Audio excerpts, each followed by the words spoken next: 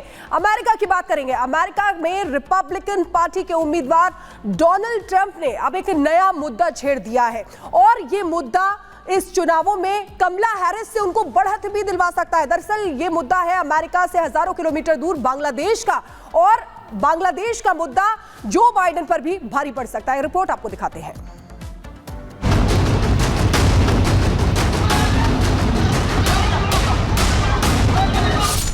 जिस तरह से बांग्लादेश और पाकिस्तान में हिंदुओं के ऊपर हमले बढ़ रहे हैं, उससे अब अमेरिका भी परेशान हो गया है।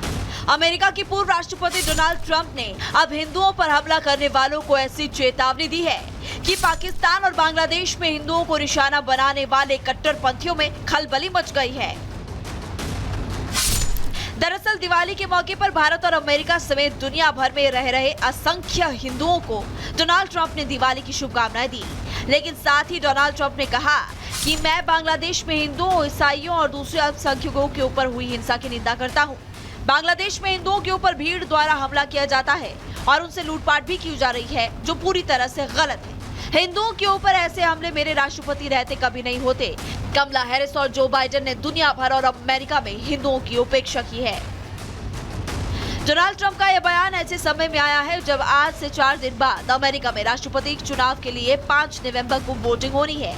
ऐसे में उनके इस बयान को अमेरिका में रह रहे भारतीयों को रिझाने के तौर पर देखा जा रहा है। ऐसा इसलिए भी क्योंकि अमेरिका में भारतीय मूल के करीब 48 लाख लोग रहते हैं जो अमेरिका में सरकार बनाने का दमखम रखते हैं। शायद यही वजह है कि ट्रंप कहीं न कहीं चुनाव से पहले भारतीयों को अपने पाले में डालने में जुटे हुए हैं। वहीं अगर बाइडेन की बात की जाए तो अमेरिका के राष्ट्रपति जो बाइडेन की तरफ से भी बांग्लादेश में हिंदुओं पर हो रहे हमलों को लेकर ऐसा कोई बयान अब तक सामने नहीं आया है। ना तो बाइडेन ने हिंदुओं को दिवाली की शुभकामनाएं दी। ऐसे में माना जा रहा है कि इस बार ट्रंप हिंदुओं को रिझाने में कामयाब हो सकते हैं। इसका अंदाजा इसलिए भी लगाया जा सकता है क्योंकि ट्रंप बीच बीच में हिंदुओं और भारतीयों को लेकर तमाम ऐलान करते रहे हैं। एक बार तो उन्होंने यहाँ तक कह दिया था कि व्हाइट हाउस के दरवाजे भारतीयों के लिए हमेशा खुले हैं।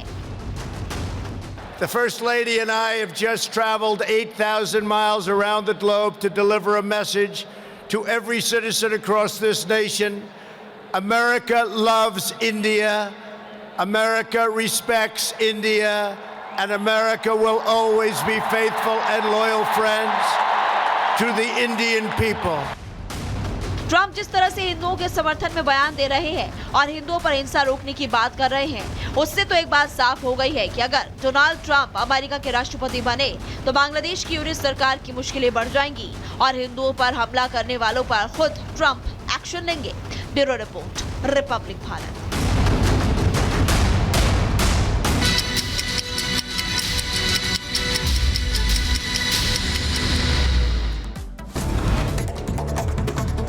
शाहदरा कांड का सीसीटीवी फुटेज आया सामने। आरोपी ने की कई राउंड फायरिंग। स्कूटी से आए 2 लोगों ने गोली मारी। सीसीटीवी के आधार पर आरोपियों की तलाश कर रही है पुलिस। शाहदरा मर्डर केस में पुलिस का एक्शन। पुलिस ने स्कूटी सवार नाबालिग को हिरासत में लिया। पूछताछ जारी है। सूत्रों के हवाले से मृतक का रिश्तेदार है नाबालिग। शुरुआती जांच में आपसी रंजिश का मामला सामने आया।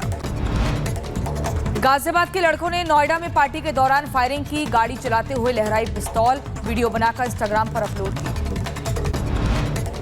आंध्र प्रदेश में स्कूटी पर पटाखा ले जाने के दौरान हुआ धमाका। स्कूटी सवार की मौत हो गई, 6 लोग घायल। हादसे का सीसीटीवी आया सामने। यमुना नदी का पानी भी हो रहा खराब। नदी में कई तरह से झाग दिखे जा रहे हैं। सफेद झाग की परत, आसपास रहने वाले लोगों को कठिनाइयों का सामना करना पड़ रहा है।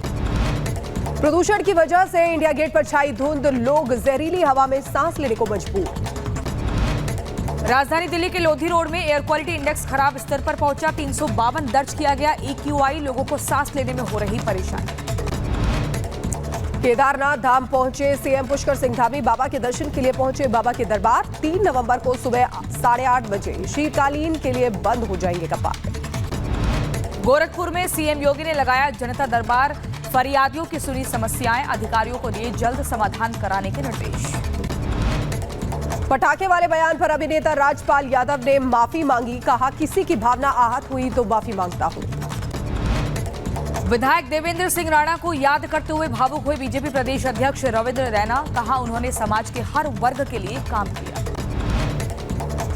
महीने की शुरुआत महंगाई का झटका। 19 किलोग्राम वाले कमर्शियल एलपीजी गैस सिलेंडर की कीमत में 62 रुपए का इजाफा।